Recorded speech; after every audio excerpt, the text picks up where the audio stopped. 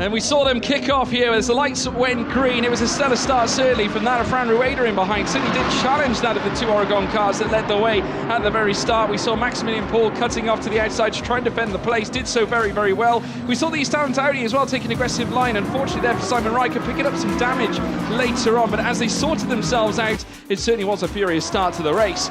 But certainly managing the pace so far. Maximilian Paul put an extra effort into his initial stint. We saw Sam Lahan coming together as well with his sister Optimum Motorsport McLaren as they came together down through towards Doshgol. On that occasion, Fran Rueda coming out on top. The driver change window opened up and in stepped Pierre-Louis Chauvet in place of Maximilian Paul, who advanced a mighty lead at this point too.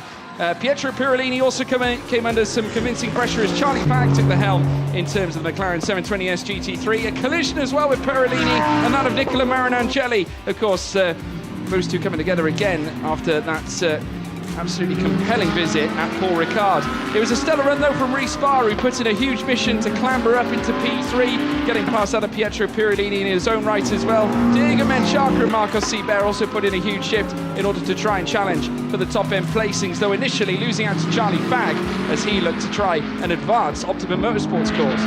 We did see then, of course, Andrew Gilbert pivot the car coming out of turn 1, and as a consequence we then saw Pietro Pirolini in the same shot slowing down heading up towards turn 3. He managed to get the car restarted. The car that wouldn't get restarted was that of Charlie Fagg and Sam Lahan's Optimum Motorsport McLaren, but taking the checkered flag was Pierre-Louis Chauvet, a third race win for Oregon team, and that of Maximilian Paul and Pierre-Louis Chauvet themselves.